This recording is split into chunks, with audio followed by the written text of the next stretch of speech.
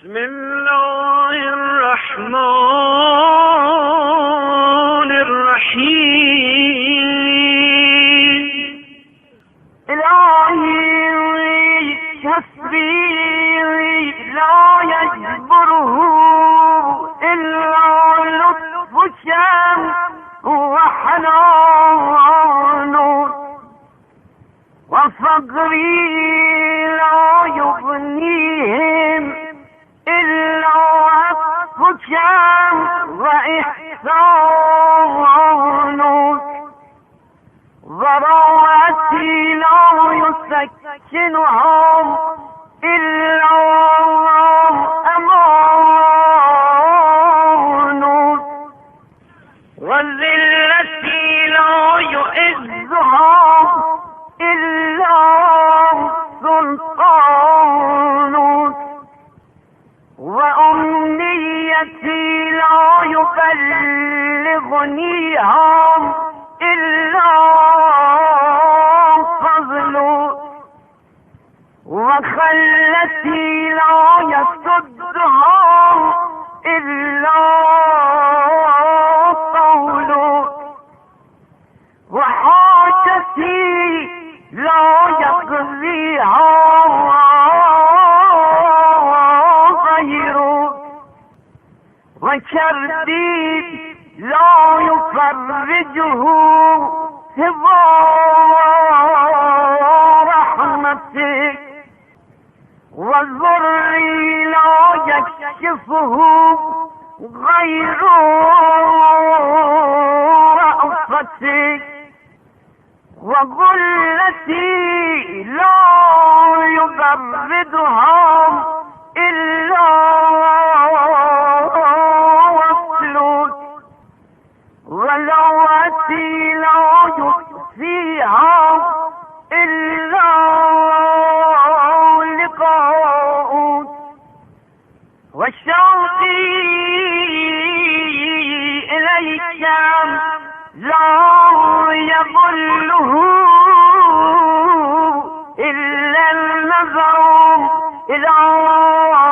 وجهك، وقراري لا يفر دون ذنوبي منك، ولهفتي لا يردها إلا روحك، وصبني لا يشفيهم إلا طبك، وغني لا يزيله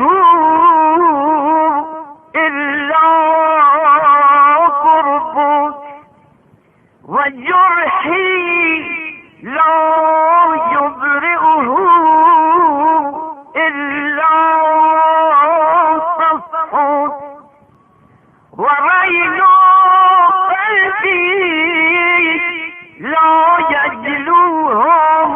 إلا عفوك، ووسواس صدري لا يزيحه إلا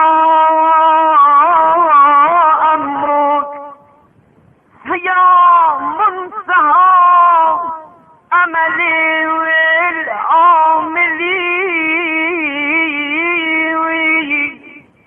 ويا غاية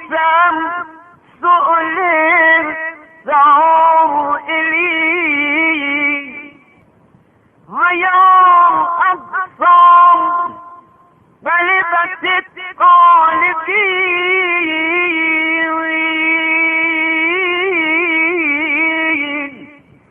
ويا أعلم رغبة الراغبين،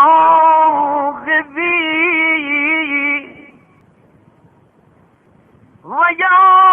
ولي الصالحين،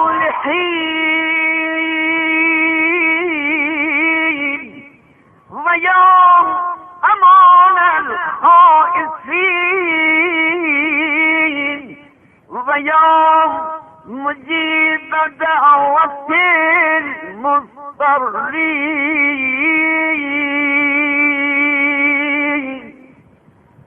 ويا ذخر المودمين ويا كنز البائسين ويا غياث المستغيثين ويا قاضيا حوائج الفقراء والمساكين ويا أكرم الأكرمين ويا أرحم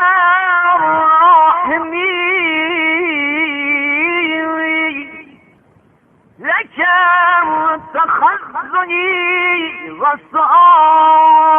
وسؤالي وإليك تضرعي وابتهالي أسألك أن تنيلني من روحي ورضوانك وتديم علي نعما من عونك وهانا بباب كرمك واقف ولنفحات برك متعرض وبحبلك الشديد مغتصب وبعروتك الوثقى متمسك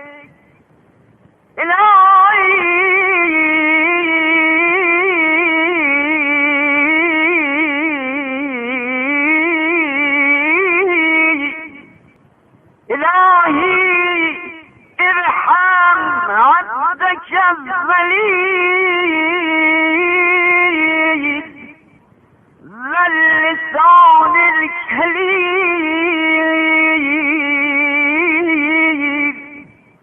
والعمل القليل